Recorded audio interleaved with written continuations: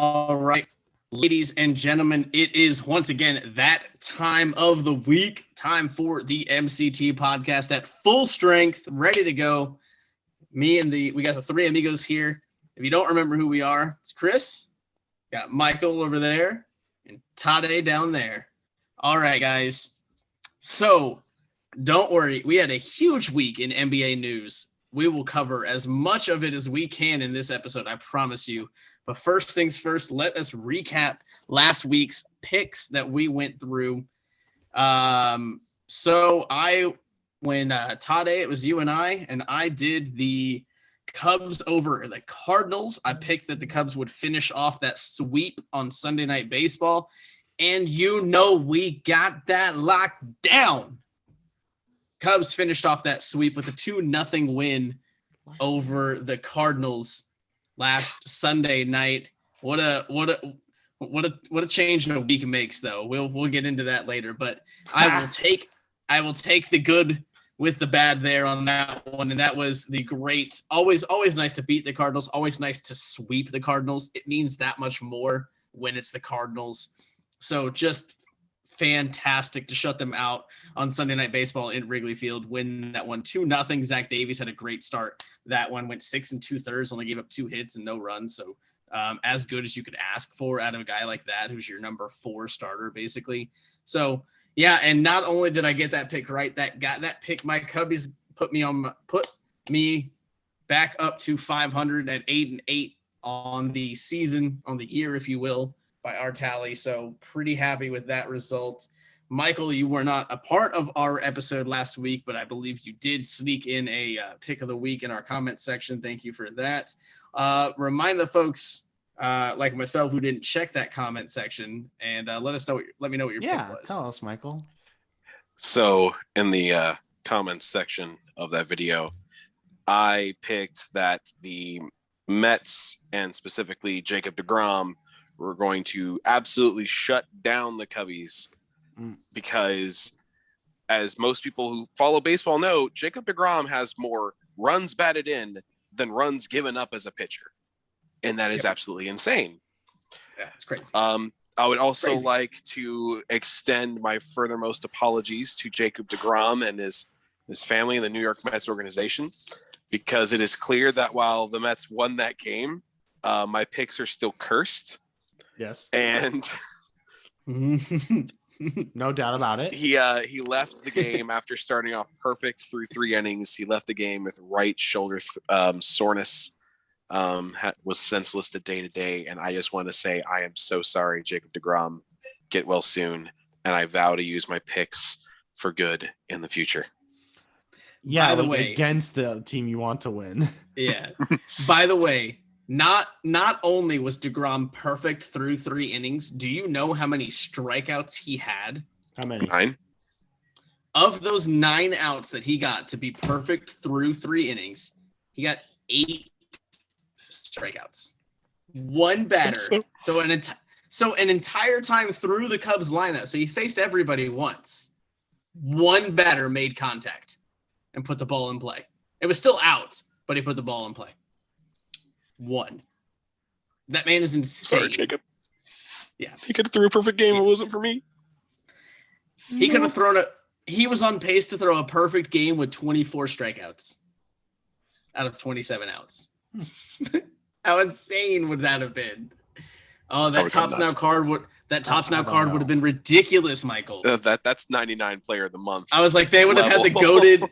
They would have had goated 99 with outlier on everything, and it would have just broken the entire game. It would have made no sense. Tade doesn't understand a word what we're saying, but it's fine. No, I don't. So, Tade, MLB The Show puts out weekly cards based on moments that actually happen in real life. Uh-huh. That's It's cool. part of, just like Madden does it too. They do players of the week and stuff like that. And so does 2K.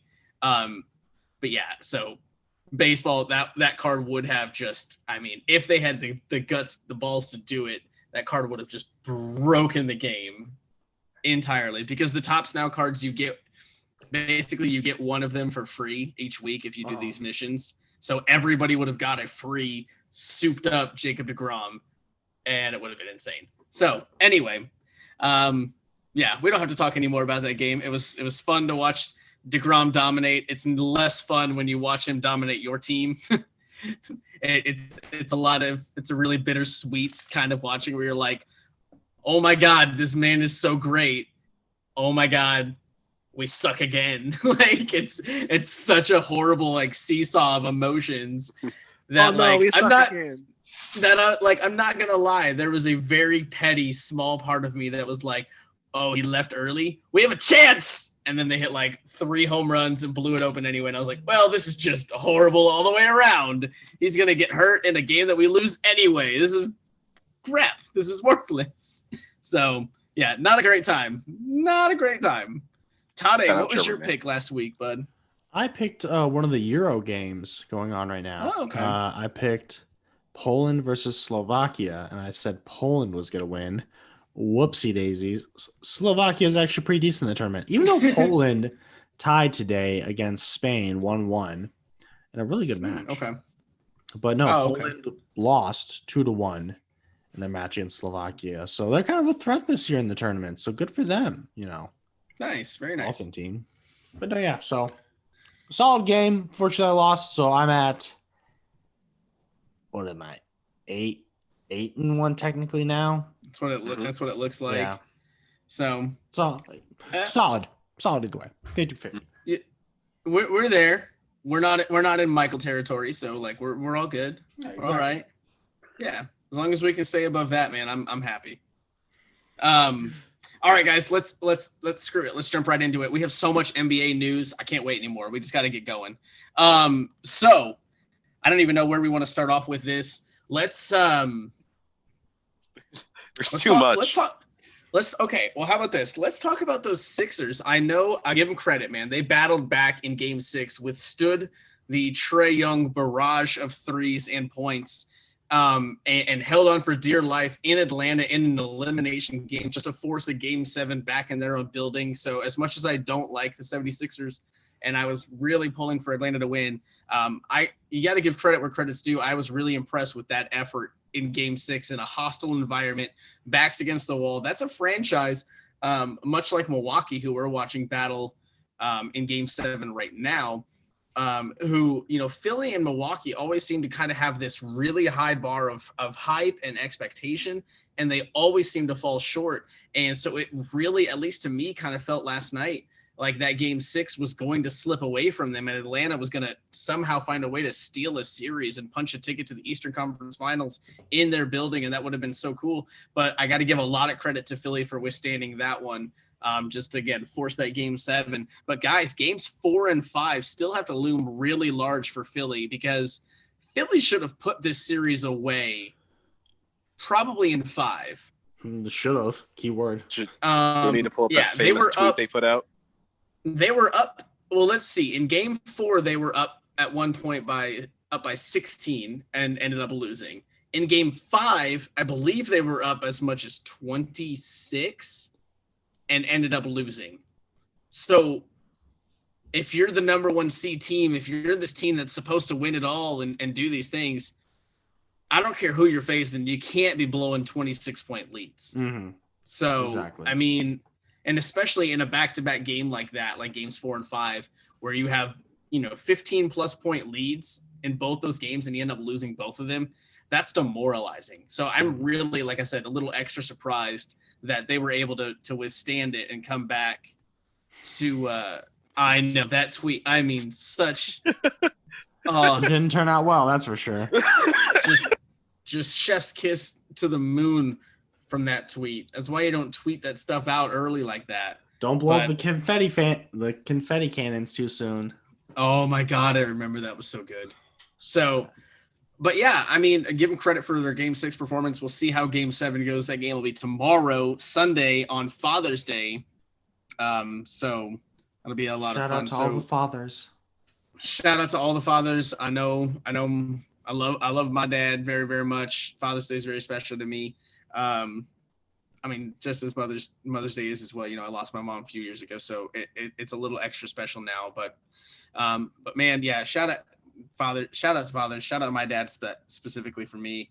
Just such a such a big role model in my life. I know he doesn't want to take credit for a lot of the reason, like a lot of what I've turned into, but sorry about you, Dad. It's on you. So, but I love you, Dad. I really do. You guys go ahead and shout out all do whatever you want to do. Shout out dads, because tomorrow by the time this airs, it will be Father's Day. So Father's Day just hits so different. Especially ever since like my first one as being a dad. It's just a weird feeling because it started off with, oh, this is such a wonderful thing, my daughter's gonna appreciate me, to now it's like, okay, what do I allow my daughter to purchase for me that she's gonna enjoy that isn't like pink and butterflies? But also shout out to my dad, who probably isn't watching this because he's hard of hearing. But yeah, he's definitely grown up and definitely has shown to, like, no matter like what strife and adversity comes our way, like, there's always a way to battle through it and grow as a person afterwards. So shout out my dad. Mom, if you're watching this, just tell him that. tell him I said these things. Show him this video saying, like, see, your son likes you. All right, Tade. Shout out to my dad right now, Kevin Durant over here, who is schooling me and gambling because I am not winning my bet because of him. He is sunning me right now. That is for sure. So shout out to Kevin Durant. You may not have a real son, but it looks like you're sunning me right now. It ain't Uncle me. Oh my God. All right. This was a really wholesome moment for like 30 seconds. Yeah, it was a good time. It's all good. So, speaking of teams having big leads and then blowing them, Utah last night, guys, Game 6, facing elimination. Utah was up 22 points at halftime, and they end up collapsing, and their season goes by the wayside. So their season is done. The Clippers punched their ticket to their very first Western Conference Finals as a franchise. So shout out to the Clippers again. I know, we've made a lot of jokes at their expense. There's guys on that team that, the playoff P's of the world that we've rooted against. But hey, you got to give playoff P some credit. He has absolutely stepped up in this Utah series. With Kawhi going down, he had to step up and be the alpha of this team. And you know what? At least in a few game sample here, he has absolutely done it. Carrying that team to a very tough win, a series win over a very, very good Utah team. But Terrence Mann was the man of the hour last night. He dropped 39 points, which I found out is a career high, not only in the NBA for him, but in college, he never even scored 39. So imagine setting your collegiate and professional level career high in a series winning playoff game at the NBA level to go to that team's first Western Conference Finals. That's pretty cool. Pretty cool moment that he won't forget anytime soon. So congrats to the Clippers. Their prize is meeting a well-rested and a ready-to-go Phoenix Suns team that finished off a sweep of the Denver Nuggets in their second-round matchup. So they are, pun intended, scorching hot right now. But, we'll talk about them a little more, but they've got some adversity to battle through here in this Western Conference Finals. So we'll see how they go through, how that team looks, minus one of their stars. But guys, let's get into this coaching carousel, because our last little update point is talking about the Mavericks blowing it up. And that coincides right with this coaching carousel that we've seen happen in these last couple of weeks. Right now, we have 7 coaching vacancies open across the NBA right now, and there are still more that could come. So we'll go down the list real quick. So the Boston Celtics technically moved on from Brad Stevens in the sense that he moved up to the front office, and now they need to find a head coach. The Dallas Mavericks, Rick Carlisle informed the team that he will not return. That sounds like it was a one-way decision. It was all Rick Carlisle saying, I can't do it again here, and I'm walking away. Yeah, pretty crazy. The Indiana Pacers, as we know, they fired new Nate Bjorkgren. So Don't let the door hit you on the way out. The New Orleans Pelicans and Stan Van Gundy mutually agreed to part ways after a season. I hate that phrase, by the way. It's the I right hate phrase. For Terry Stotts, that made sense. For I Van hate Gundy, no. I hate the phrase regardless. Because it doesn't ever apply. I just want to leave Zion Williamson, Lonzo Ball, and Brandon Ingram. It's never true. There is never a situation where it's 50-50 down the line. They both they both agreed that it's better for both parties to leave. That is some Disney princess fairy tale BS. Sorry. The Orlando Magic agreed to part ways with Steve Clifford. The Portland Trail Blazers mutually agreed to part ways with Terry Stotts, and the Washington Wizards did not retain Scott Brooks. Could not come to an agreement. Could not come to an agreement with Scott Brooks. That was correct. That's more like Scott Brooks. You suck at coaching. Could you please do better? He's like, no, I'm doing pretty well, guys. I know what you're talking about. What are you talking about? Scotty's secret plays. Beal shoot. So Westbrook shoot. All right. So of those 7 openings, what's the most surprising? What was the most surprising coaching just relief that we've seen so far to you guys? I'm gonna go with. Oh, go ahead. This is not even a question. We're both about to say the same thing. Michael, you and me say the same thing at the same time. All right. 1, 2, 3. Mavs. Brad Stevens. Oh my God! I knew that was gonna happen. Whoa. I knew that was gonna happen. No, the Mavs is way more surprising. Brad Stevenson's been on the hot seat by everybody. Him moving up was a surprise. Rick Carousel resigning, essentially just leaving the position, was more shocking because he coaches Luka, who was 3rd in MVP voting last year in his second year. Yep. Why would you leave that? I'm with you, Tade. I really, when I typed that question out, I was like, man, this isn't even a question because there's an easy answer. There's an obvious answer in Dallas as the most surprising because nobody could have predicted that Rick Carlisle would just walk away. I don't know. After all that drama came out with Kristaps and Luka and the fact that the Mavs just pushed the nuke button, I wasn't too shocked to see Rick Carlisle go, you know what? I just don't want any part of this anymore. I just want to go over here, away from it all. Y'all have fun, Mark Cuban. Bye. I'm not horrendously shocked. Mark Cuban is smart, guys. Sure. Don't ever doubt him. He just lost $1.6 million on smart. Titan Coin. He was smart because he got Dirk to come in and help. That's huge. That is huge. That's going to be huge.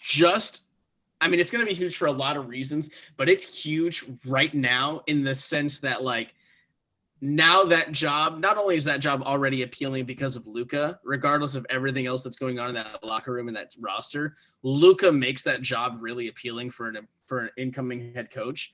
But now that you have, you're going to have Dirk Nowitzki to kind of as a safety net in this franchise to talk to and bounce ideas off of, that's super appealing for anybody that's going to come into that situation.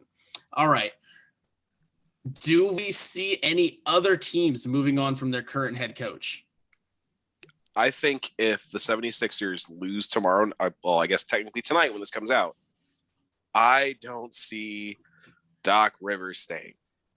Because because that's how many playoff collapses has Doc Rivers managed to find himself in? How many blown leads this year have the 76ers been a part of? And you already kind of feel like that at least Ben Simmons or Joel Embiid, which we all know who should lead the Philadelphia 76ers, Ben Simmons. But I don't know if he wants to be a part of that or not. It might be just one of those things where they mutually agree to part ways. No, they're going to fire him.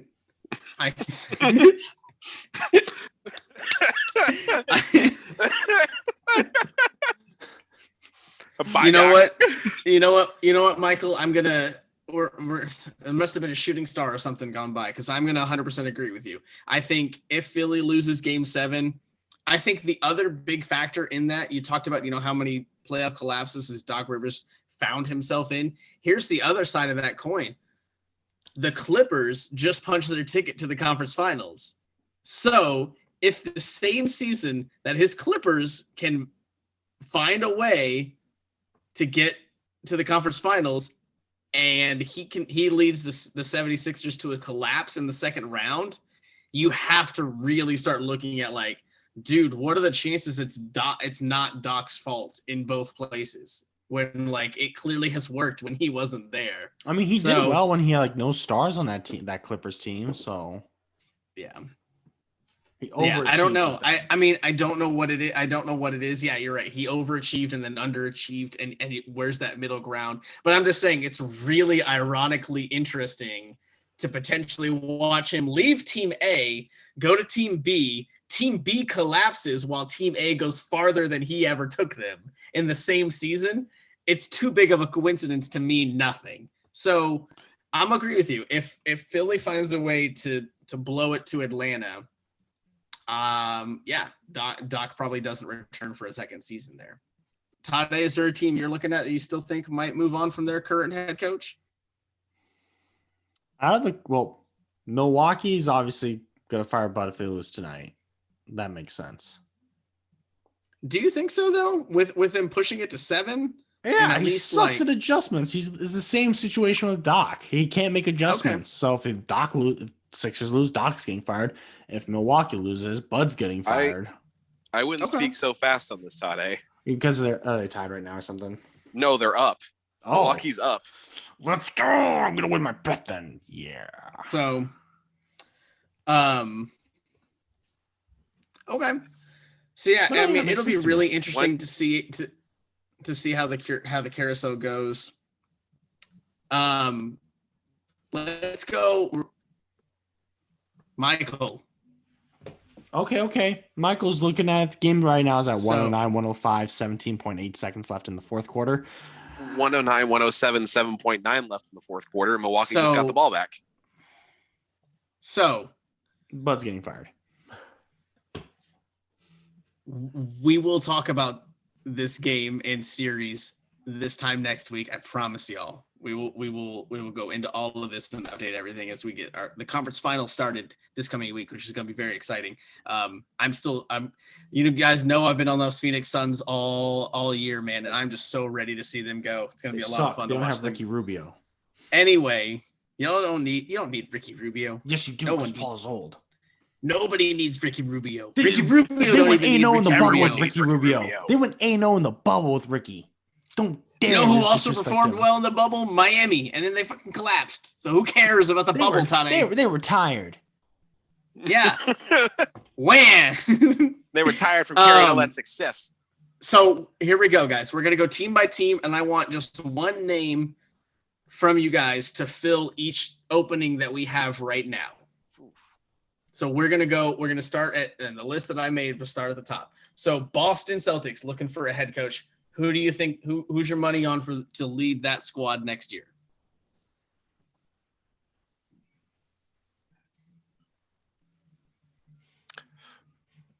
Ooh. Okay, I'll start.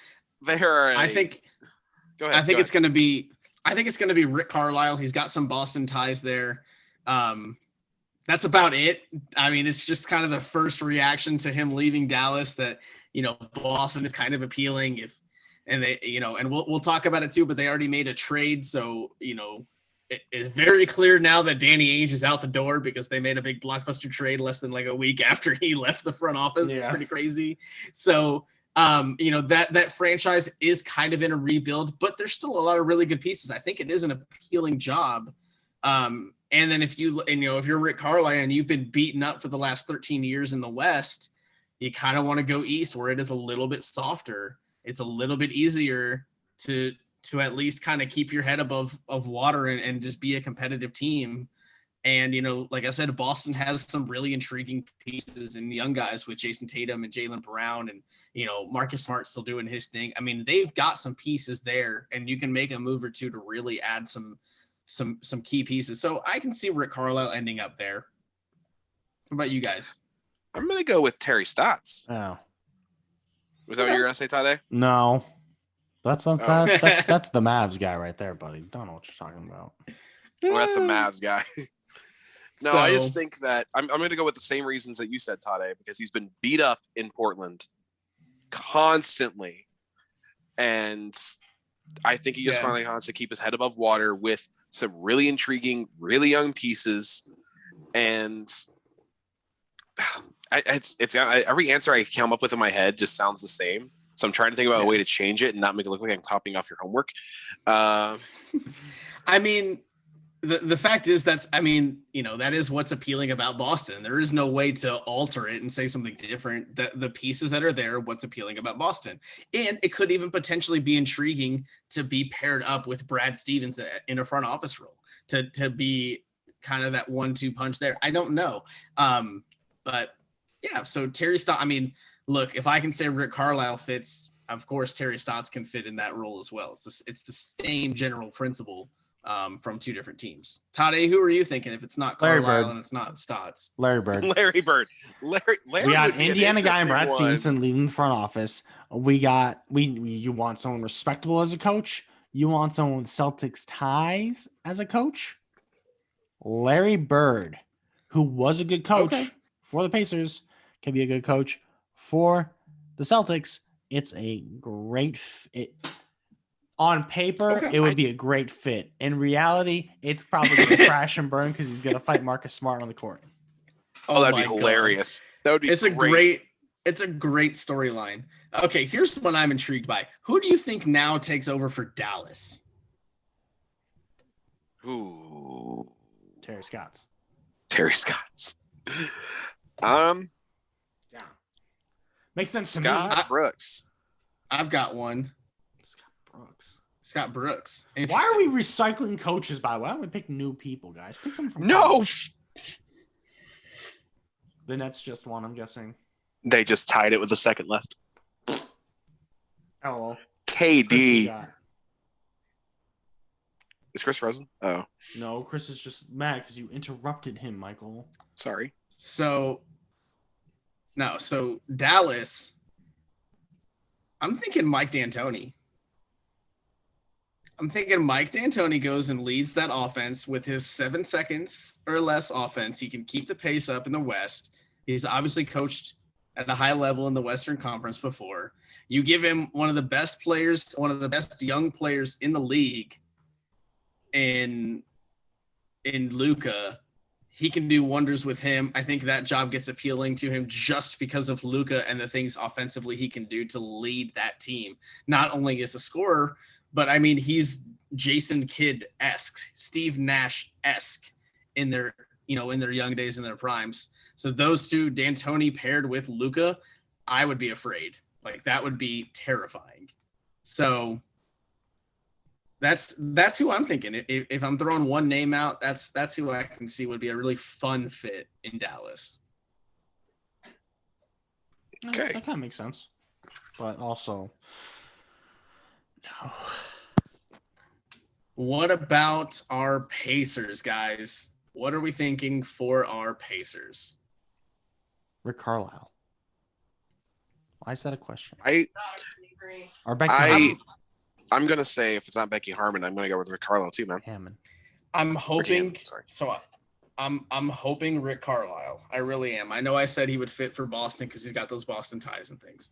He obviously would fit in Indiana because he's got Indiana ties. He coached the team. So I think he could fit very well. Would be a lot of fun. Would be great to get him. He's at the top of my list right now.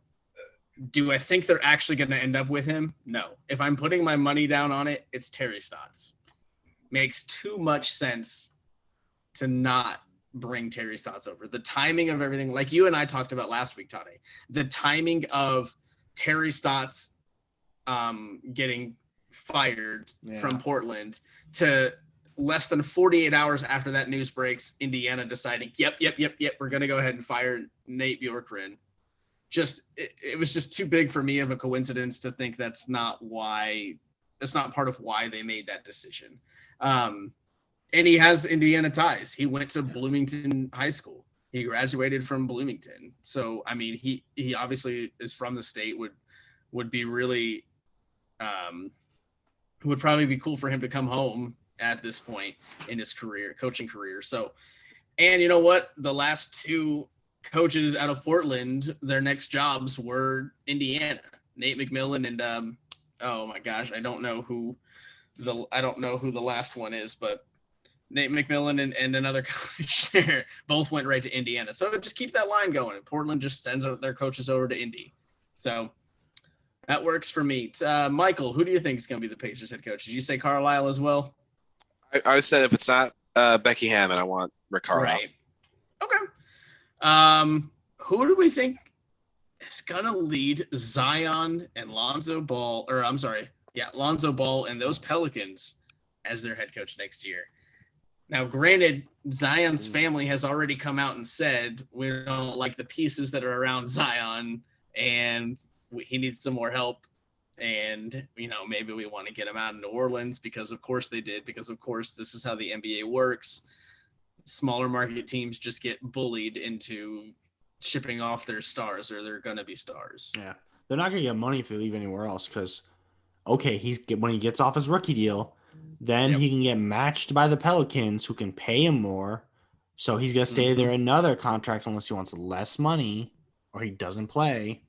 So he's got to be in Portland for another 4 years after his rookie contract's done. So you mean that's not an issue. New Orleans, yeah. I'm done. So you're fine. But Mark Jackson is my pick. Oh my goodness. Why? Because he'll make his family feel good because he's that kind of coach. He's a horrible coach. He's a horrible person. You yelled at me last week when I said Mark He's Jackson a horrible coach and a horrible person. We shouldn't want him on the Pacers. You'd only want him on the Pelicans because he would make Zion's family happy. That's the only reason. But then again, screw the family. Look what happened with the Lakers and LeVar Ball. They're like, who the heck are you? Yeah.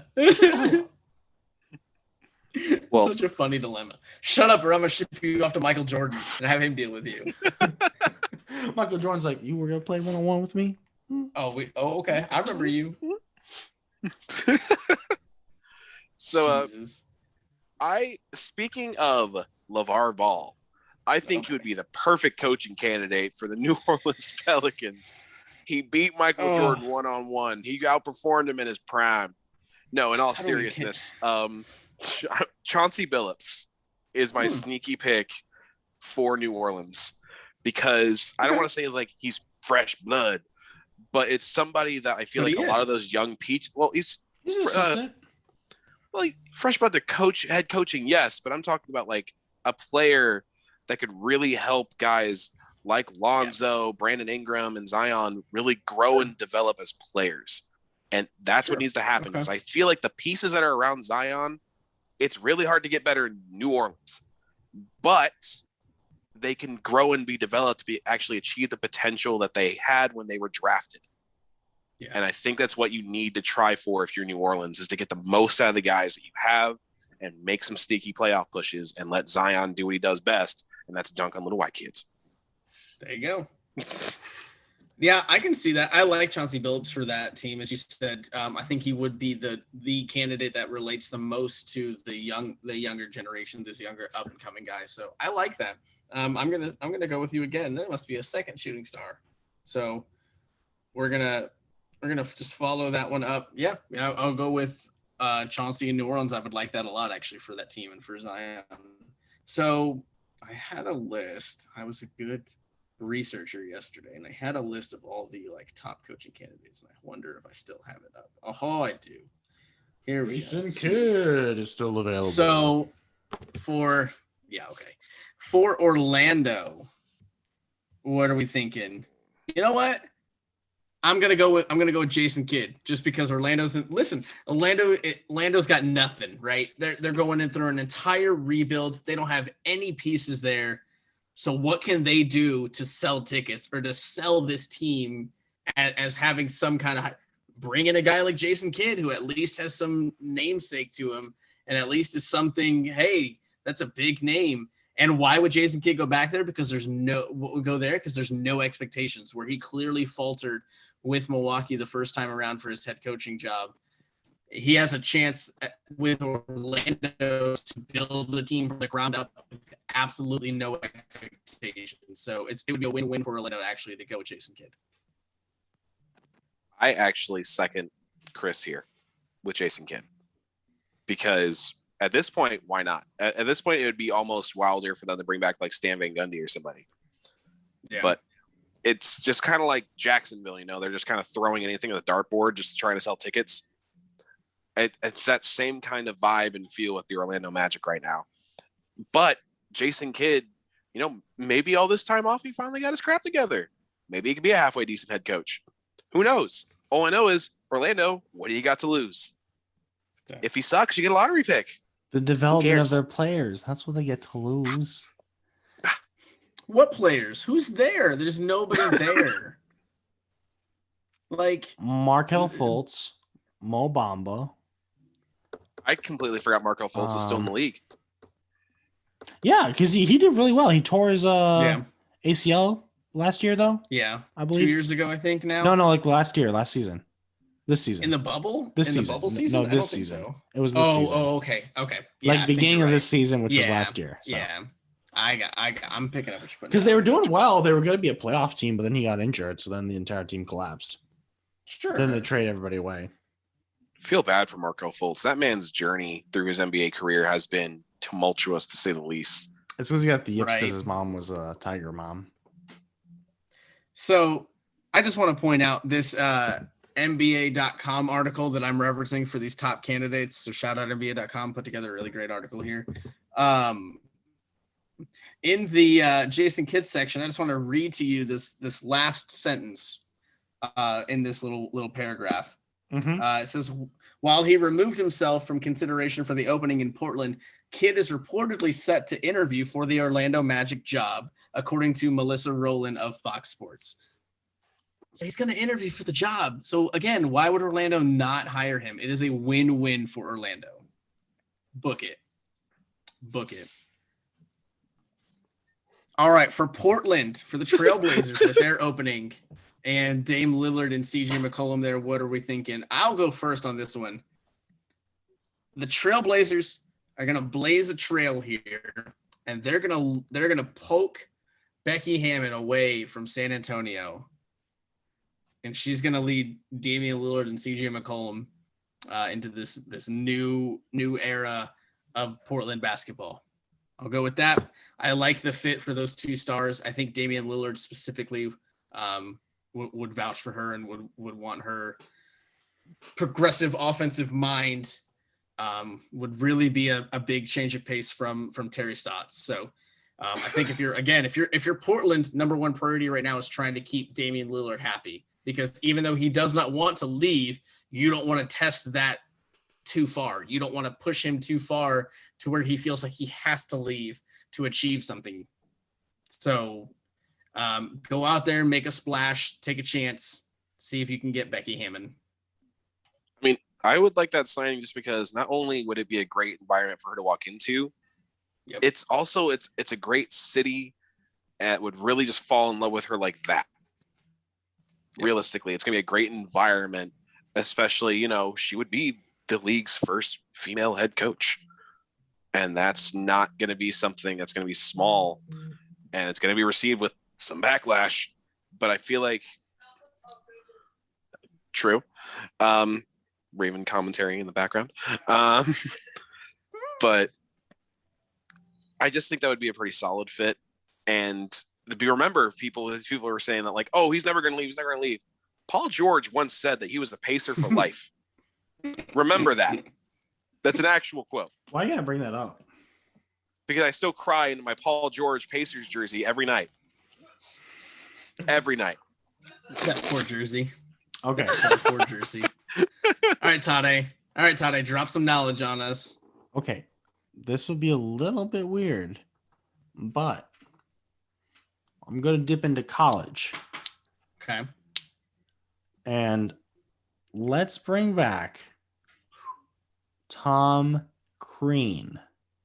Okay. Here's why I think this. You already have the talent in place because he's coached NBA talent. We know that. You already have the talent in place for a good offensive system, which he can run. The defense is shit. We know that.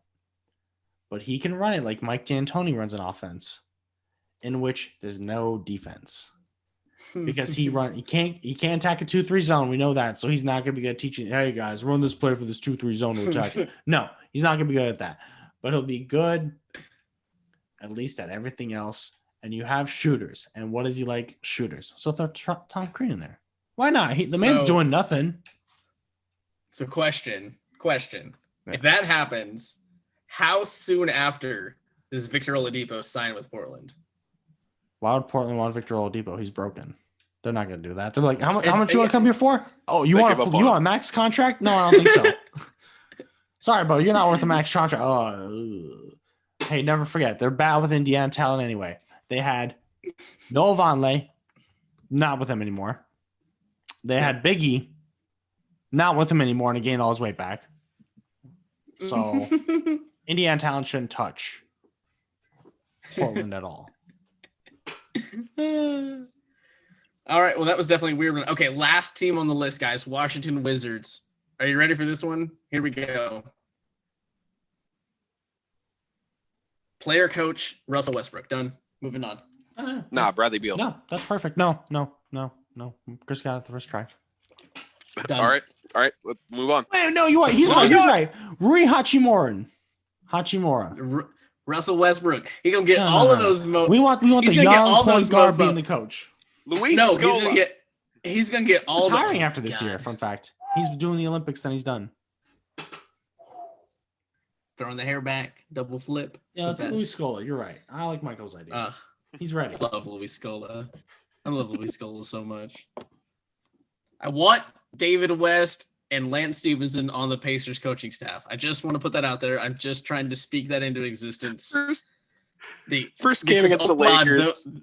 Those two would run these guys out of the gym and just break them. And it would be amazing. West needs to be on a team somewhere. So bad. I can see him actually, like, I can legitimately see him on a coaching staff here in Indy or down in New Orleans, where he also played. I think those two spots would love to add him. Okay, guys, we've got one big NBA trade already on the books. So trade season, even though we are still in the playoffs, man, teams are ready to go. So we definitely know the Danny Ainge era is done in Boston because Boston is part of the first blockbuster trade of the, I guess we'll call it the 2021-2022 season. Right, Chris, you're going super fast for me right now, man. Yeah, I heard that too. You are zooming past this, man. We got still like another hour for this podcast. Don't talk too fast. Oh, we got this. Don't you worry about it. The one thing I can do is speak. All right, I'll drag y'all to the finish line. I'll make this work. Don't you worry about it. But no, in all seriousness, guys, yeah, for real, OKC and Boston agreed to a blockbuster trade a few days ago. Kemba Walker on the move, going from Boston to Oklahoma City. So here's the breakdown of the trade. Boston sends Kemba Walker, the number 16 pick, and a 2025 second-round pick to OKC to get back Al Horford, welcome back to Boston, Moses Brown, and a 2023 second-rounder. So right off the bat, I hate doing winners and losers of trades as soon as they happen, but screw it. Let's just do it. Who won this deal right now? Boston or OKC? OKC. That's a simple one. Okay. No, Boston won it. Explain. They got rid of Kemba's back contract because he wasn't good fit with the team. Prove. So Kemba's contract was a lot of money. Al Horford's contract was less money, but still a lot. However, Al Horford was good on the Celtics. And his contract is in a less time frame than Kemba's, so it gets money off the books.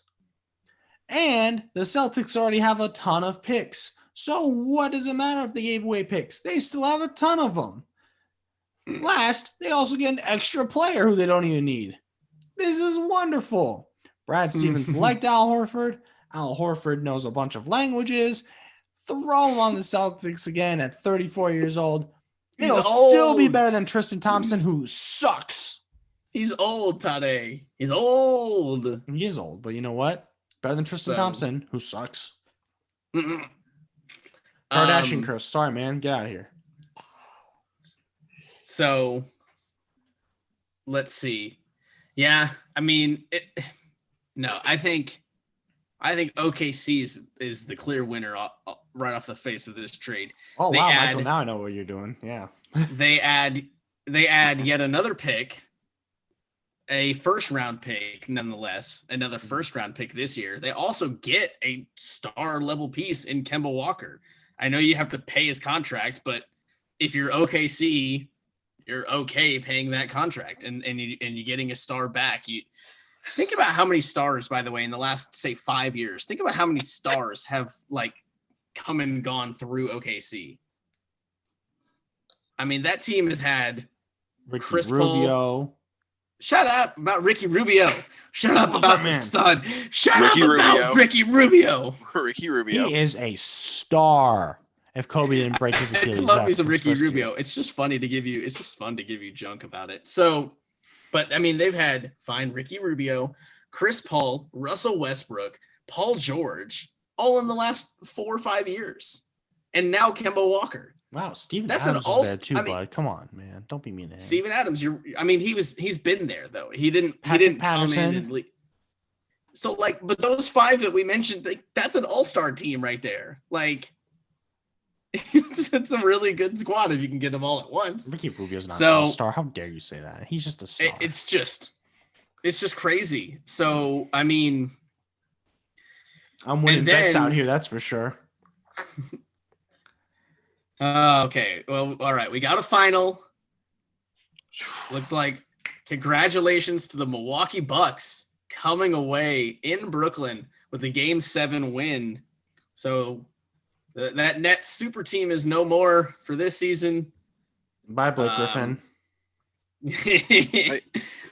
Milwaukee going to the conference finals for the first time in my life. I don't even know. For the first time in forever.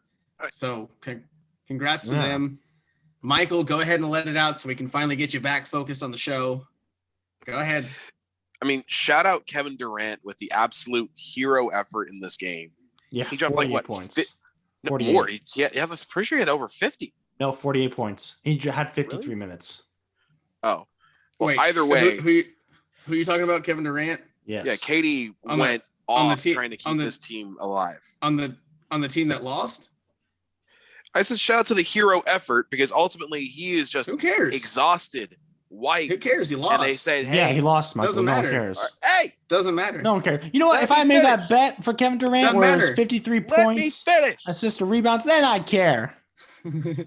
He could have dropped 111. It wouldn't have been enough. It don't matter. But the big thing I noticed is KD was definitely looking exhausted, looking to pass, and everyone had already cleared off. He's like, oh, well, crap. I have 7 seconds left. And he just fires up that prayer 3 and it just doesn't hit. And it's just. I have this L for you, sir. Here, take this L. Wait, did they just put 3 seconds back on the clock? So. Wait, what? No. The game didn't go final? Yeah, the game's still on. It's final OT on ESPN. And Bleach Report. See, they just came back onto the court. What? I mean, the game's over. It's I think 0.3 of a second, and the Bucks have free throws to shoot. Yeah, Brook Lopez is at the free throw line. Oh my God, what is going on? That's dumb. Okay, so, but guys, do you know exactly what OKC is doing? By the way, do you have any idea how many picks they've stockpiled right now? The same thing Hinkie got fired for. But the savior of Philly. I'm not gonna lie though. I love this mindset of okay, we clearly can't hit on our draft picks, so I'm just gonna go get as many of them as possible because eventually 1 or 2 of them has to hit, right? We have to come up on one of these. But listen to this. So according to StatMuse on Twitter, OKC right now has 36 picks over the next 7 drafts. 18 first rounders and 18 second round picks. The NBA roster size is 15 players. Take those numbers and do with them what you will. Trade It's all of bananas, and I love it. Trade all of them for Luka. Dude, why not? Can you Luka would confidently love tell Oklahoma me? City. It's just like a small Slovenian. It's like a large Slovenian town. Yeah. Can you tell me right now with 100% confidence that one of those 18 first-round picks in the next 7 years are going to be better than Luka Doncic in the next 10 years? I can't. There's no way. The path that he is on right now, I mean, you're talking way up there. But is it worth all those picks? Is he really worth all of them? I don't think so. I would say so. One of those picks could be Luka. Two of them could be a Luka. Maybe even or three. You could just get Luka. You're like Griffin. There's gonna be anything in the box. It could even be a boat. Or you just take the boat. The boat's right there. But the boat could be in the box. Anything could be in the box. There could be two boats. There's potential. And then you have I want to point out and then all the my other wins tonight. I just want to show this real quick. Brag away, my friend. That's still open because that's gonna go. But win. I was like, I'm gonna go ahead and pretend loss. like I can see that. Screen These are some read it, baseball so good games, but wins. Jeez. Here's the other thing. Are you guys ready for this? So in this upcoming draft alone, according to NBA Draft WASS, WASS, OKC is projected in this coming draft. They're projected to pick at number 4, number 16, number 18, number 35, number 36, and 55. They have 5 of the first 36 picks. That's crazy. Trade them all for the 4th overall pick. I mean, I don't even know who's coming up this year in this class, but to have essentially to have you have 3 first-round picks and 2 high second-rounders. You have to hit on 2 of those. And if you hit on 2 of those, you instantly can become relevant in the NBA. It's such a player and superstar-driven league.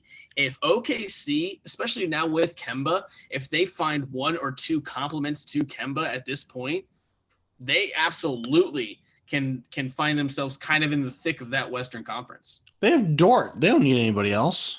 What are you talking about? That's all you need on that team. Dort. Kemba and Dort. You're done. Boom. You're welcome. Oh my, that's just crazy. I'd say Al Horford Michael, too, but he's done for the year. He was done for the year. He's not coming back. Michael, what are you thinking about OKC's stockpile of picks here? I mean, I'm just thinking that whatever team takes whatever superstars they draft after they have ran their course through OKC is going to be very happy. Just like how Washington's happy right now. Brooklyn's sad right now, but they were pretty happy a little while ago. Just think of all that superstar talent that's going to come into OKC just to leave. Yeah. Like the Clippers. Oh my god. All right. But instead of leaving, they just get injured. True. Or both. Our final NBA topic of the night, guys. We get the Olympics. We get the Olympics here pretty soon. I'm excited. Possibly. Fingers crossed that we get our Tokyo Olympics finally that COVID has pushed back, at least a year and a half now at this point. Yeah. Basically. Because we were supposed to, it was supposed to be last year, I know. So, so we have, looks like 5 NBA players that have committed to playing in the Olympics. And are you ready for this? Because there's some names in here that I don't think that we might not have expected to play in the Olympics, but I'm pretty excited for this roster. You got Damian Lillard. Mm-hmm. Devin Booker just announced yesterday that he's going to join the Olympics. Bradley Beal, Draymond, and Jason Tatum. That's a pretty good 5. Shooters all around. Let's go. Minus Draymond. And Draymond to pick up the pieces, literally. So that's a really good. I mean, if you got to think too, because it's really interesting when you talk about the Olympics being pushed back so much, and with the NBA season being pushed back as well. And now that the NBA players have played, a season and a half in about a season's length of time, to then turn around and go and play, for your country in the Olympics, and then come right back to an NBA season. You're asking a lot out of these guys.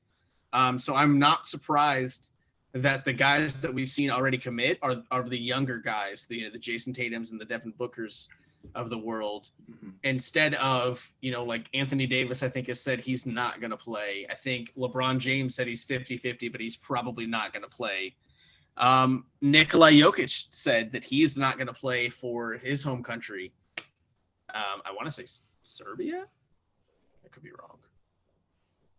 I have no idea. But he said that he's not going to play just because, again, they have to think of their bodies and their health and the quick turnaround to even get ready for next season. So it's really interesting. It'll be really interesting to see what kind of talent pool Coach Popovich gets when it comes time to make that roster. But if you have these 5 guys, you're pretty set. That's got to feel pretty good, at least right off the bat. There's one person missing. Okay. Is it really an Olympic roster without Carmelo Anthony? That's true. This is also true. You're right. Very true. Get him the record for 5. I would love for him to go, and that would just be awesome. To be like kind of the final piece of his. I don't know if he's going to play again next year, but to be kind of the final thing that he does on a big stage would be really cool. It'd be a lot of fun. I like that one. Michael, because we are contractually obligated, we do have a small MLB update.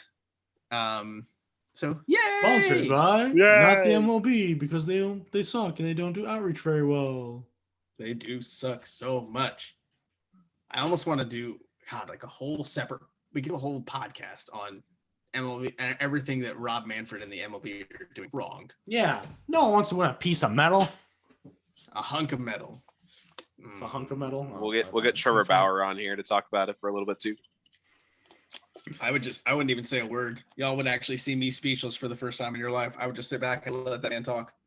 Why would I interrupt him? Why would I stop his? I would just let him go. Well, who cares about baseball? Not me.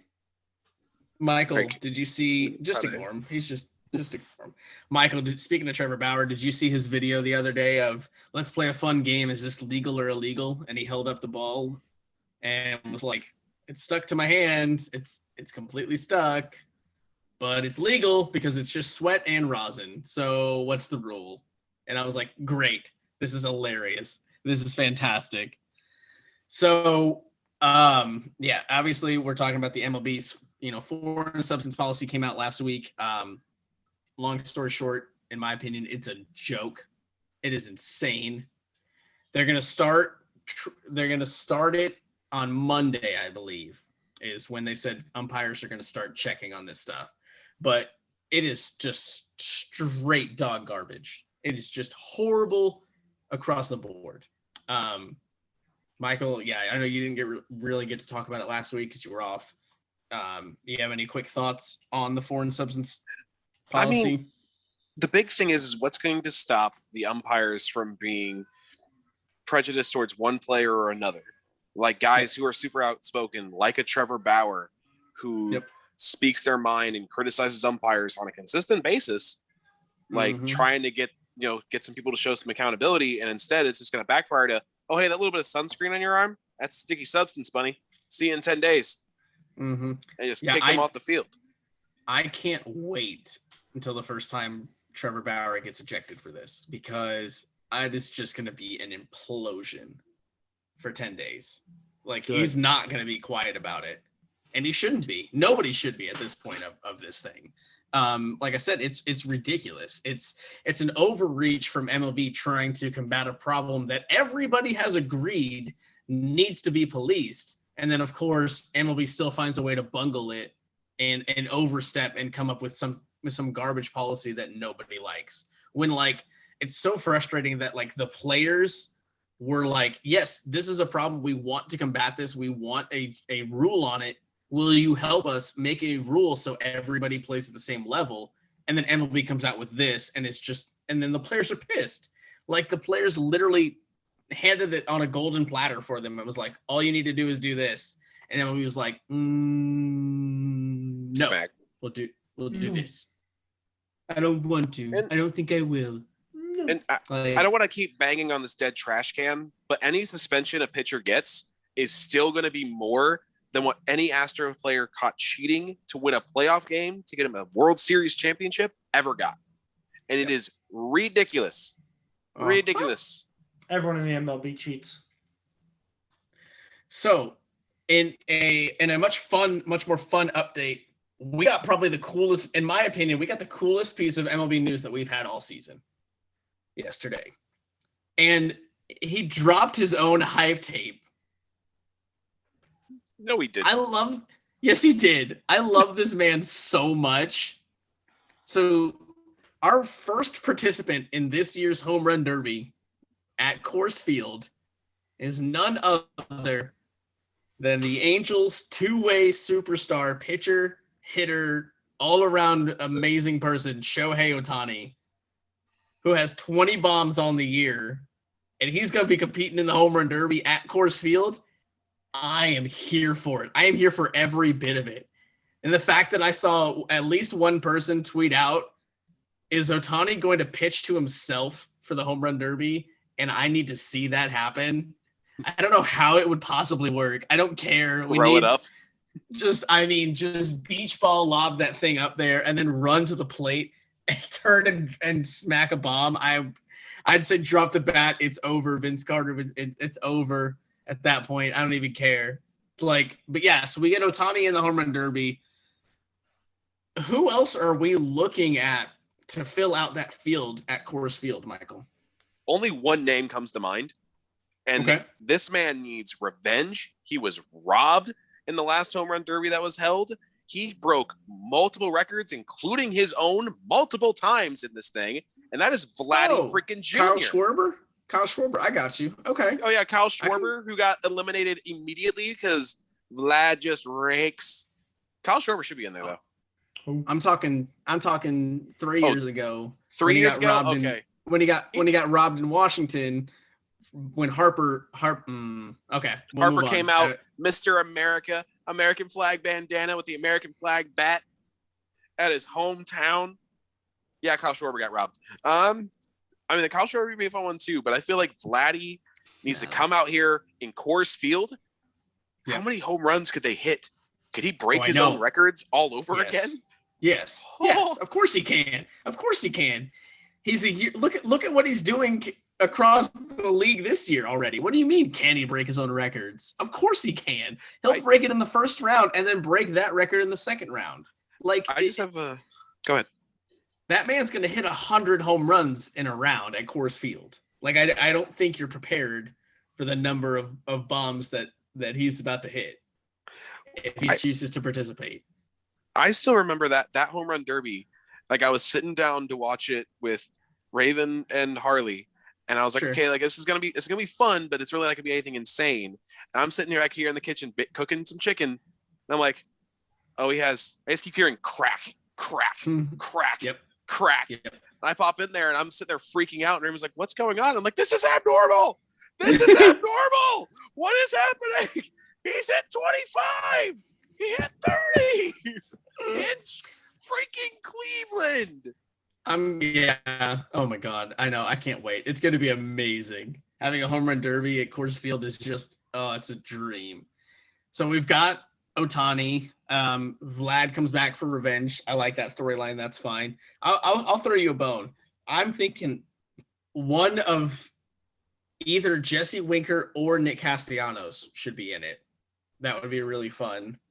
I actually think I would like Jesse Winker a little more just because he's that random guy that's blown up this first half.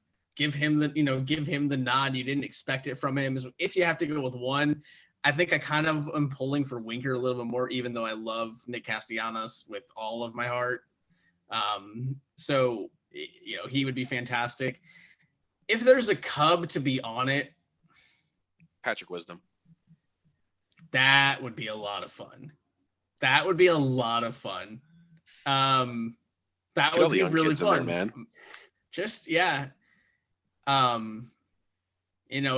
I'm thinking because Javi and Schwarber both did it, a few years ago in Washington. They did it together. Rizzo's never done it, and KB's never done it. I don't know if KB's swing correlates to a home run derby though, because it's not a very compact swing. It's a very Chris beautiful. Bryant? Yes, he is Chris Bryant. It's not a very compact swing. It's just a long fluid one because he's so tall and he's so big that it's not a very quick compact, like, you see that pitching machine and the batting machine just go flam, flam, flam, flam, flam, flam, flam. That's not his swing. Rizzo has obviously a very compact swing, but not a whole lot of power like you would expect from a first baseman. I know he's got the juice. He's a 20 to 25 home run guy, but from your first baseman, you expect, you're kind of hoping for 30 to 40. I don't know. It would be fun. I think it would screw it. Throw Chris Bryant or Patrick Wisdom in there for kicks and giggles. But I mean, you know what? Let's take a look at you go ahead and name a name or two if you got somebody else in mind. I'm going to pull up the leaderboard real quick of home runs. I just want to see. Acuna, Tatis. Yep. Let's just start off with those two. Give me the juniors. Just give me all the juniors. You got Vlad Jr., Acuna Jr., Tatis Jr., Ken Griffey Jr. He can still hit. F it. Throw him in there. You think he can't hit? You're wrong. Let's go. Get him. It's Coors Field. Get anybody out there. Get him up there with wiffle bats. Wiffle ball. Oh, it'd be amazing. Oh, shoot. Who else would be a really fun one? I don't know who. Oh. What about Salvi Perez, who has 18 home runs on the year? That's been really quiet too. The Royals started off super hot. They got super quiet, and you just never heard from them again. Yeah, and because they had the best record in baseball for a long time. Yeah, and by a long time, a week. It's a long time for the Royals. Yeah, it's a long time for anybody, really. Let's be honest. Freaking Adam Duvall. Ooh, Duvall for the Marlins. Just get every Red you can think of, and even former Reds. Why not? Todd Frazier, you still want to come in and hit some dingers? You want to? How about this? You want a young guy? How about Adolis Garcia? Oh, he would be fun. He's got 17. Especially since the Rangers are probably going to get snubbed on an All-Star pick. At least get one in the home run derby. Well, they're gonna get an All-Star. Every team gets an All-Star. Yeah, he'll just probably won't play very much. Yeah. I mean, Javi would be fun. He's got 16 on the year. Javi would be a lot of fun. Did I just crash? Yeah. No, you're still here, Michael. You're still right here. But yeah, so I mean, there's so many to choose from. It's going to be really fun to watch how that field comes out and who does decide to do it. I think, like I said, with Ohtani being the first one there, you're setting the bar so high for the expectations of this home run derby at Coors Field. I can't wait. I'm more excited for the home run derby than the All-Star game. And usually that's not the case with me. Usually I'm like, the home run derby's fun and I love it. But like the All-Star game is what I like to watch because it's got everything. You see the good pitchers, the good batters, and good plays, defensive plays, offensive plays. No. At Coors Field, like now with Ohtani, I want to see the home run derby. I'm gonna glue myself to the couch and watch every swing of that home run derby. Name one All-Star game that's actually competitive. MLB All-Star game. Usually most years, yeah. Just because it's typically more low scoring, because you can't do like what the NBA does where you score 160 points to 175 points. Why not? The MLB, because the MLB doesn't lend itself to that unless you're telling your all-star, Cy Young caliber pitchers to throw underhanded meatballs. You're not going to be getting a whole lot of offense. They should rest the game. That would be hilarious. But I'm going to throw wiffle balls here. All right, Tade, we'll get you back into it, bud, because I think that's my last piece of MLB update. I know my Cubs are on a losing streak right now because they got shelled by the Marlins today and yesterday, Friday and Saturday for whenever you're watching this. But Mr. Kyle Hendricks salvaged that Mets series with a stellar performance, showing off again that he is in fact still the professor, and you better pay attention when you're in his class, Professor or you're going to X. get an F. Or you're going to get an F. But he won with that win. With that win he picked up, he has now won a career best 7 consecutive starts. After the way he started this year and has been shelled at times this year, the fact that he's been able to stick it out, come together, and win 7 straight is huge for him, not only for himself, but for the team. So shout out Professor Hendricks. So going for 8 next time he steps on the mound, so that'll be a lot of fun. But that's all we got for the MLB so far. We're coming up on that All-Star game. It's going to be a lot of fun. All right, Tade. So we had some big video game news this week. I think we had E3, right? We had a lot of announcements. Chris, what's on your shirt there? What? Hey, what major event happened? What is this? E3, baby. What? Gotta rep my boys at Nintendo. You know what the 3 stand for? I don't actually, to be completely honest with you. I have no idea. Electronic Entertainment Expo, I believe. I like that. It's Okay. that, or it's something else. It's the company name. Okay. I like it though. I never knew that. So thank you. You learn something. Hey, we learn something every time on this MCT podcast. So it is a good time. The Entertainment Software Association presents E3, but it doesn't tell me what E3 actually stands for. Electronic Entertainment Expo. Yeah, there we go. I was right. Nice. Good. Yeah, good job. All a guess, everybody. All a guess. So, you know what? Michael's the one that brought this topic up. So why don't we give him the floor first? What did you see? What sparked? What excited you the most from this year's E3 presentations? Outside of Xbox really delivering on not just some exclusives, that's just the big thing that people have been throwing fits about for years with them. Which is unfortunate for us PlayStation players who won't be able to play, ES6 or Starlink or any of those fun games anymore. But they really kind of under-promised and way over-delivered this year with everything they kind of brought out to the table. Most of it was stuff we already knew, but it was all exclusives and on Game Pass. I know, but usually it's the other way around with Xbox. It has always been that way, it seems like. Sure. And so they finally flipped the script. And I will say the game that really excites me the most, not just that, Avengers is finally getting a big update that's probably going to make that game more appealing to me with the War for Wakanda free DLC for the Avengers game. Not just Sea of Thieves getting a full Pirates of the Caribbean expansion with Jack Sparrow and the Flying Dutchman, which is so great. Good. So great. And it's free. I'm also going to go ahead and take Halo Infinite and the fact that it doesn't look like an Xbox 360 game anymore. What am I looking at? It's gray. What color was it before? It's going to be on PC also, and it's going to have free-to-play multiplayer. Good for them. Oh, okay. So Modern Warfare is dead. Yeah, Modern Warfare is going to die. Every Xbox player is going to play that. Sorry, Warzone. But I got distracted. Hey, that just clears up the boards for us. Exactly. But I really like how they took the criticism to heart last year when they first brought up Halo Infinite, and people were like, "Oh boy, it looked like garbage." It was rough. And now it looks insane. And the multiplayer is going to be chaotic and hectic. That plus Battlefield 2042, which is going to kill Warzone for me, no matter what. Yep.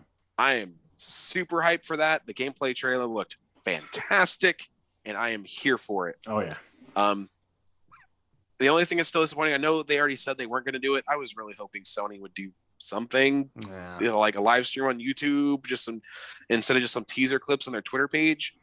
Something, man. Tade, you see anything you liked?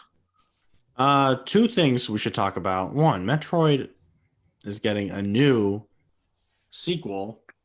So it's the first one that actually goes forward in the Metroid timeline. So that's just wonderful to see. It's not a remake or anything. So hooray. Second, Madden showed off their new Madden football cover, which was absolute garbage. Oh But- my God, it was so But they fixed bad. franchise mode. They fixed franchise mode. I don't care. I don't care how much that cover looks like duty. You know why? Because it's going to sit in my cabinet. They fixed franchise mode, Chris. This That is should what have I had play. Derrick Henry on the cover. They should have. Derrick Henry and CJ2K. I mean, just Derrick Henry Hey. would have been fine. Hey, just buy a digital copy, and then you don't even need the cover. But then it's always on my But PlayStation. that's going to show on the screen, Chris. It's gonna show on the screen regardless. If you buy the physical copy, Yeah, so we don't want to see Tom Brady and Patrick Mahomes. Give us an 8. You're gonna see it anyway. If you get the game, you might as well get the digital one, so you don't even have But to. that's have why the they should physical just change the cover and then just have. I mean, I know, Derrick Henry. That's why. That's what we're talking Nail us about. back on the cover. but they Nail us won't. those goats. Oh back my on the God. cover. Peyton We got Hillis. 2 goats on the go. I mean, Patrick Mahomes is good. He's not greatest of all time yet. It's kind of annoying to hear that. Yeah, that He's was played 4 seasons. Yeah, it's a cool Three- Joe th- Namath. This is talked about all the three- time. He's not greatest. 3 of is all a time. starter. Yeah. 3 is a starter. 3 is a starter. I really wish they would have went like Tom Brady and Joe Montana. You know how cool that would have been? Ooh. Especially with Tom Brady growing up a Niners fan during that era. That'd been pretty nice. That would have been cool. Or That him would and have been Peyton. legendary. Him and Just have Peyton a- would have been fantastic. Have like a dueling thing going on. Yeah. Well, I don't know if Peyton's deal with 2K football is still active because he was only not 2K. It was NFL Fever because he was only on the cover of NFL Fever games. Does anyone remember those No. for like the Not original really. Xbox and PlayStation 2 is back in that? like 2004? Because he was Makes no never on the sense. cover of a Madden game and he was Well, never I'm- up for it.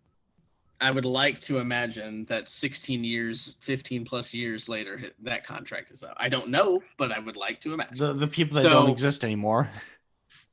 Yeah, I think it would be okay. So you never know. Yeah. Yeah, that would be fun someday to get a Tom Brady, Peyton Manning dueling one. But not only the fact, my last thing on the cover, not only the fact that you tease the 2 goats and you kind of hyped it up and then it turned out to be boring as it is.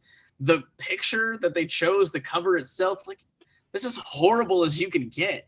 They're literally sitting on they're sitting on a bench. Like, what did that photographer do? Be like, go sit on this bench.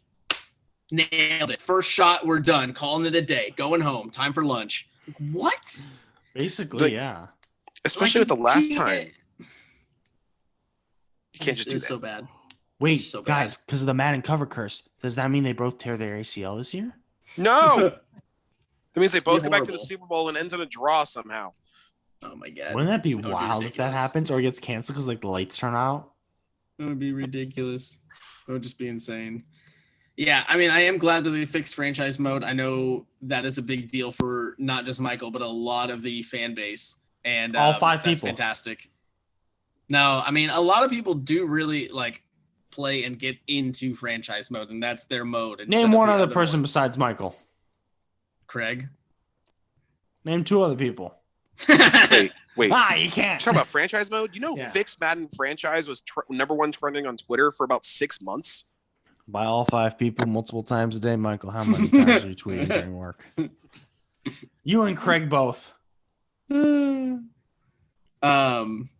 Anyway, guys, Nintendo they had a big E3. So not only did they have a big E3, but there's also a lot of games that were already on the books to come out that they didn't even need to talk about at E3. True. Nintendo's going to have a good year. Like, Nintendo's going to have a good year. Oh yeah. So so just down the timeline right here, this coming week, Nintendo's got Mario Golf coming out for the Switch. First time we have a console Mario Golf game since the GameCube. Yep. Yeah, I think so. GameCube. I don't think there was a Wii or Wii U one, which is surprising because I'm Googling it. Motion controls, but anyway, regardless, it's been a minute since we have had a Mario Golf game, so I know people are excited for that. I'm excited for it. I think it's actually going to be a really fun Mario game. I think it's going to be great. Not only that, though, we have a Pokemon game coming out in November. We got remakes of Diamond and Pearl, and then in January we have the big hitter, guys. Pokemon Legends Arceus. Holy crap! I don't think you guys understand. I don't think you guys understand how much like over the last 20 years, anytime that somebody asked me why what if I could just snap my fingers and make a video game happen, like break all the rules, do whatever you want, whatever kind of game you wanted, I have been like, give me a Skyrim open world Pokemon game. Give me just. I thought you were about to say like Skyrim on the calculator. Oh my God. No. Give me a Skyrim. Give me a Skyrim. I'm like, oh no, don't say anything. Don't be like, I want it on my watch. I want Skyrim on my Apple Watch ported. Full voice control. Nope. I have just wanted an open world Pokemon game. So Legends Arceus, I think, is going to be Pokemon's maybe not their best, but their first real attempt at creating that. So I am over the moon. I am beyond excited for that one in January. But their E3 was really nice.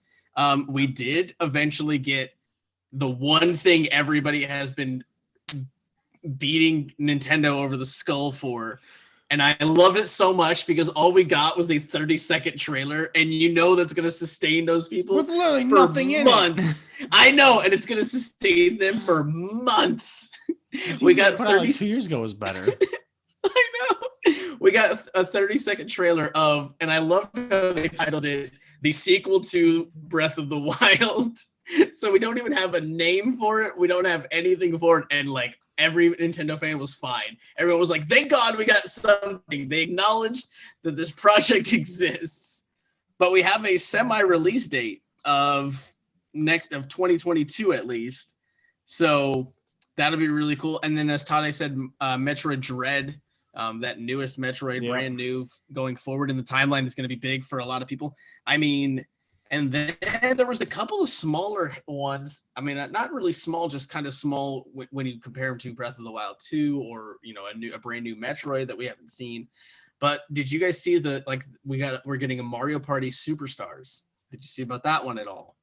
I did. That's going to be very interesting. So that's going to be really fun. So what they did is they used the Super Mario Party game engine that they used for the game that's already on the Switch. But basically, they scrapped everything in that game and brought in they got in, I think it's 6 different retro boards, like from the N64 and beyond, like from the original, like the OG games.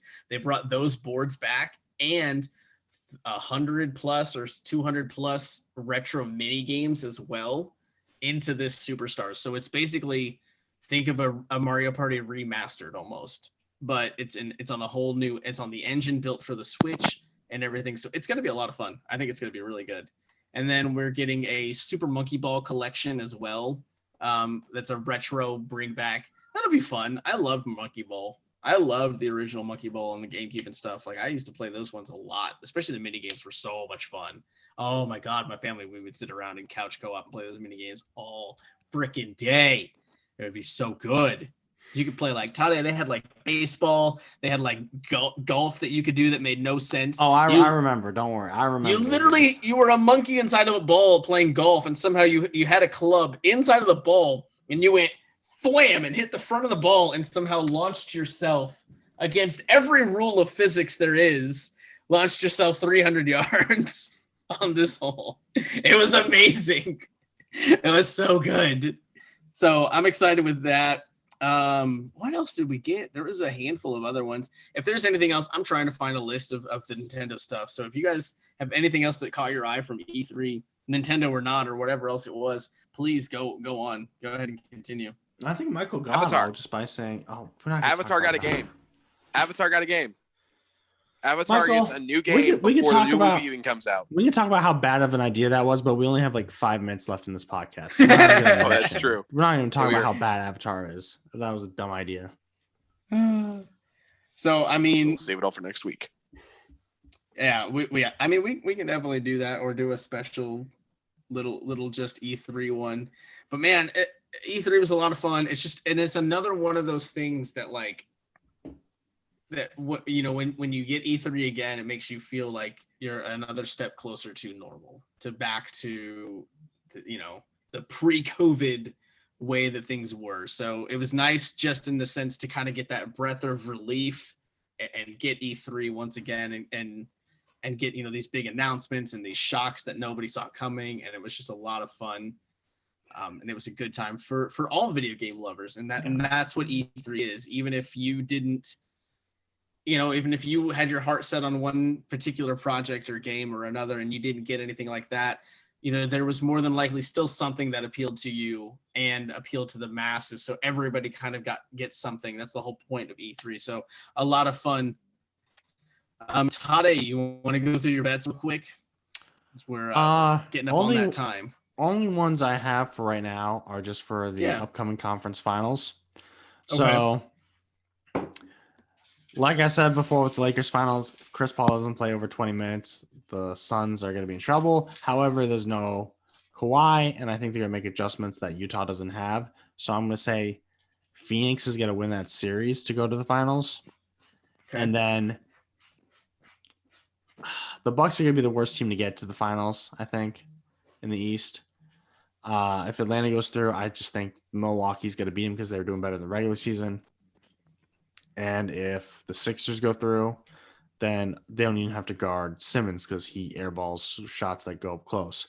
So I think it's going to be, you should bet on Milwaukee to win the conference finals and Phoenix to win their conference finals to get to the finals together. And then Phoenix is going to win it probably if everyone's healthy. If not, it's going to be Milwaukee that somehow comes away with it when they were just struggling for everything. That'd be hilarious. That would be amazing. I want a Phoenix Milwaukee finals so bad. Like, I don't think you'll understand. So that would be absolutely incredible. All right, guys. Well, so not really a Bucks fan, but you got to remember my dad is from Wisconsin. So like I've been raised on the Packers and the Brewers and the Bucks were but very, Chris, very you lived in Arizona. So I'm also a Diamondbacks and the Phoenix Suns and an Arizona Cardinals fan for them. So like to Chris, see you're in Indiana. So that's why I love my Pacers and I love my Colts. You don't love your Pacers. Don't lie to us. We all hated the Pacers. I mean, I'm disappointed. I still love them. That's why it hurts. I love them and they have disappointed me. I love them and it hurts. So sad. Hush. All right, guys. I'm tired of looking at your faces. Let's wrap this thing up. We're gonna do our new picks of the week. Yeah. All right. I chose violence, and I chose correctly. I didn't choose poorly. Looking at me. All right. I'll kick us off. So I'm gonna stick with baseball, but we're gonna go with a Monday night matinee, super fun Monday night matchup. Padres and Dodgers kicking off their what feels like their sixth series already, but it is always entertaining. I don't care. They could play 162 and I would be tuned in to, just about all of them because they're so much fun to watch when you don't really have a rooting interest in either team, when you don't really care. You're just wanting to see good baseball. That's great. But Monday night, we got a great pitching matchup. Anyway, we have Julio Urias for the Dodgers going. He's sporting a 9-2 win-loss record this year. With just a comfortable 3.5 ERA, so not great, but not bad either. That's fine. And obviously, you're 9-2. The team's finding a way to give you the run support you need to get wins.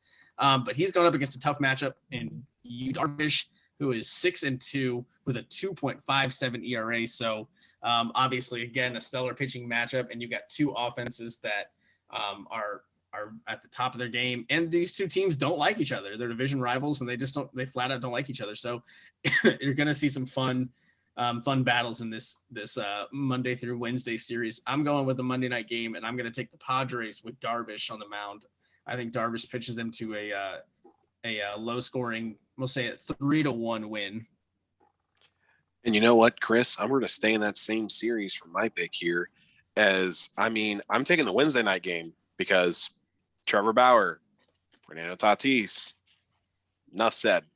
Like, just plain and simple, enough said. And in my powers for good, I'm going to go ahead and take the Padres to win this game. Tatis is going to belt 6 home runs somehow. It's going to be ridiculous. Go Padres. The best part is now, if Tatis gets hurt, you're just flat out cursed. I'm done.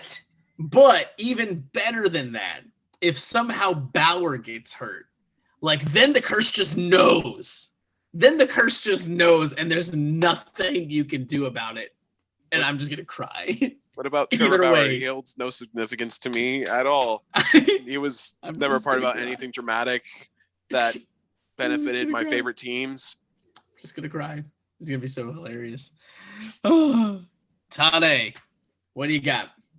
So a little in-depth perception on this one. Right now the line is plus 145 Clippers, minus 177 Suns. So Suns are favored to win right now. However, the line is going down further and further for the Suns. So the odds for them winning are getting lower, probably because they realize Chris Paul's going to be out that first game. But I think Phoenix steals one for their first game. I think Cameron Payne will do well against the Clippers line, like starting five when he starts in place of Chris Paul. So I'm going to go with Phoenix over the Clippers. Let's go 108, 105. Easy peasy. Okay. All right. Well, I think we done all and said all we need to say and do this week. We will come to you next week with another episode. We'll wrap up the second round of the NBA playoffs. They'll be done, and the conference finals will be off and running. We're getting down to it, guys. We're getting close. We're almost at our final four teams. Just one team left to be decided in that final four in that conference finals matchup. So a lot of fun. And a quick little announcement. I will actually be on Craig's podcast, the Crash Course podcast, on Monday evening. So that'll be a lot of fun. We're going to talk about a lot of things, probably more baseball than we got to talk this week. So looking forward to that. So definitely catch us on over on his channel. Same channel. It's all 3C Media. We're all one big family under an umbrella here, but you can catch him on his podcast. I will see you guys there. You guys, thank you once again. It was a super fun week. I'm glad we got it out here, and I'm glad we could get Michael's attention for at least half the show. So it's a good time. Bye. Have a good week, Bye, y'all. Michael. Bye, guys. Later.